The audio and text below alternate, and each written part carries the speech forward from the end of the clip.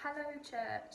I've been asked to talk about the character of Miriam in the Bible, and particularly a story where she complains, and there's clear consequences to her complaining.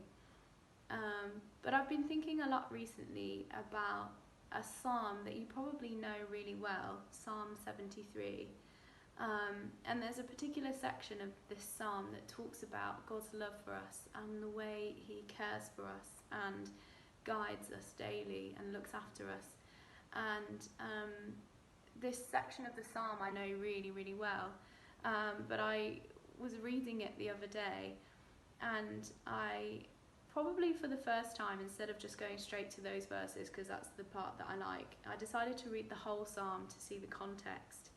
And the whole psalm, or at least the majority of the psalm, is actually Asaph, the writer, kind of setting out a long list of complaints to God about how he feels that it's unjust that other people are living in such a way and that their lives are easy.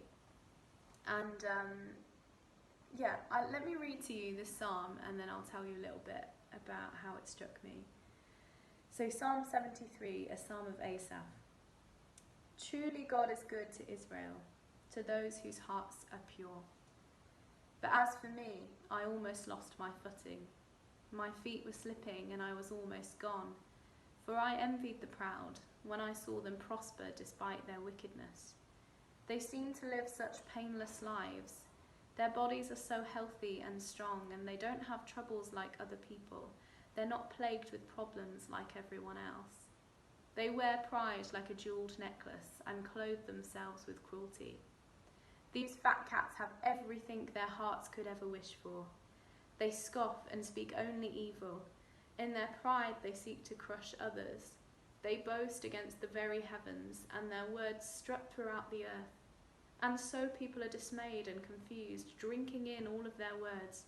What does God know? They ask. Does the Most High even know what's happening? Look at these wicked people, enjoying a life of ease while their riches multiply. Did I keep my heart pure for nothing? Did I keep myself innocent for no reason? I get nothing but trouble all day long, and every morning brings me pain. If I had really spoken this way to others, I would have been a traitor to your people. So I tried to understand why the wicked prosper, but what a difficult task it is. And then I went into your sanctuary, O God, and I finally understood the destiny of the wicked. Truly you put them on a slippery path and send them sliding over the cliff to destruction. In an instant they are destroyed, completely swept away by terrors. When you arise, O Lord, you will laugh at their silly ideas, as a person laughs at dreams in the morning. Then I realized my heart was bitter, and I was all torn up inside. I was so foolish and ignorant, I must have seemed like a senseless animal to you. Yet I still belong to you. You hold my right hand. You guide me with your counsel, leading me to a glorious destiny. Whom have I in heaven but you? I desire you more than anything on earth. My health may fail and my spirit may grow weak, but God remains the strength of my heart. He is mine forever. Those who desert him will perish, for you destroy those who abandon you. But as for me, how good it is to be near God. I've made the sovereign Lord my shelter, and I will tell everyone about the wonderful things you do.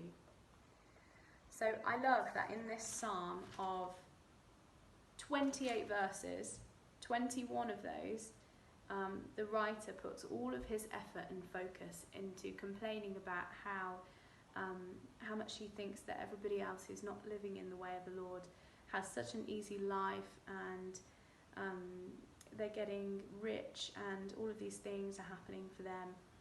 And he complains and complains, and then there's this beautiful moment in verse 21 where he realizes, he said, then I realized my heart was bitter and I was all torn up inside, and I must have seemed like a senseless animal to you.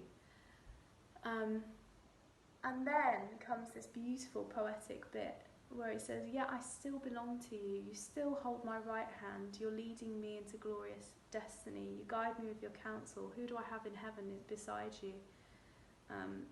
My heart and flesh may fail, but the Lord is my strength forever." And he remembers the goodness of God and the way that God has lavishly loved him, despite all of the complaining that he's done. It's like he has this beautiful moment of realizing all that he has with God. And yeah, I think that has really been speaking to me, and I hope that it speaks to you too.